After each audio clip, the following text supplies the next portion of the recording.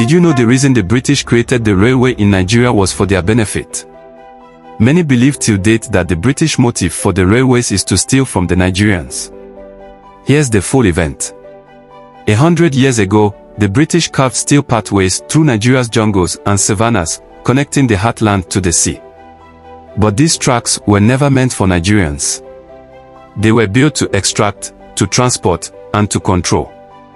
Thousands of workers labored under the scorching sun, laying down the rails that would forever change the country's future. Today, these same tracks tell a story of power, struggle, and rebirth. At the dawn of the 20th century, the British built a railway system that would forever change Nigeria. What started as a colonial trade route became a transportation lifeline, shaping the nation's economy and society. But how did it happen? And who paid the price for this ambitious project? In the late 1800s, Britain was expanding its empire, and Nigeria was a key resource hub. But transporting goods like palm oil, cocoa, and tin was slow and difficult. The rivers were unreliable, roads were non-existent. To solve this, the British designed a railway system to connect the interior to the coastal ports. In 1898, construction began on the first railway line from Lagos to Ibadan. Over 5,000 laborers, mostly Nigerians, toiled day and night, clearing forests, laying tracks, and battling diseases like malaria.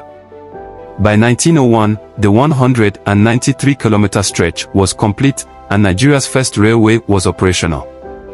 The British weren't just interested in the south. They needed northern resources, groundnuts, cotton, and hides. By 1912, the railway had reached Kano, linking the north and south for the first time. But this expansion wasn't just about trade, it was about control. The railway helped the British solidify their rule over Nigeria's vast territories. Although, some said allegedly that the plan of the white men was to move our farm produce from north, which at that time produces lot of food, to the nation to where they could transport to the sea, then to their country. That is why if you look at the Nigerian railway map today, it is linking from Nguru in Yobe State to Lagos, seaport, and from Maiduguri to Port Harcourt, which is also a seaport.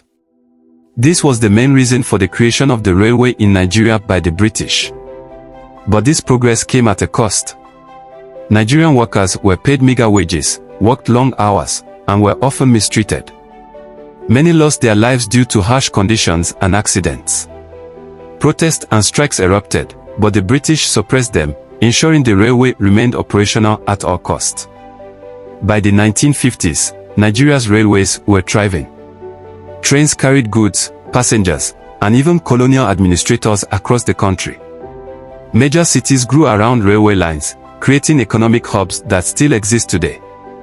But then, things started to change. After Nigeria gained independence in 1960, the railway system began to decline. Poor maintenance, corruption, and competition from roads and air travel led to its downfall.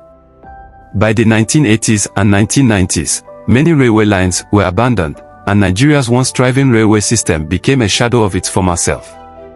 But hope is not lost. In the 21st century, Nigeria is investing billions into reviving its railways. With Chinese partnerships and modern technology, high-speed trains are returning to Nigeria, promising a new era of connectivity and economic growth. The British built Nigeria's railway for their own benefit of moving our farm produce through the waters, but today, it holds the promise of a new future, one driven by Nigerians, for Nigerians. As we modernize our railways, will we finally unlock their full potential? Only time will tell. The Nigerian railway system is owned and managed by the federal government of Nigeria, and the idea was for the purpose of easy and cheap movement of bulk goods from hinterlands to the seaports and vice versa, to enhance trade in the country and also movement of passengers from one location to another. The construction of the first rail line in the country, that is Lagos to Ibadan, commenced in 1898 and completed in 1901, 193 kilometers, and later experienced continual extensions from Ibadan to Jebba, Kano to Bero, Jebba to Minna, and so on. The corporation have various departments working tooth and nail to ensure adequate and efficient system of management, like the operation and commercial, dealing with planning and monitoring of the trains for the day. Civil engineering involves in the repairing of tracks, filling of ballast and laying of sleepers where necessary. The mechanical engineering involves with the repairing of locomotives, coaches and wagons, declaring it fit or unfit for use. The admin deals with the recruiting of staff etc.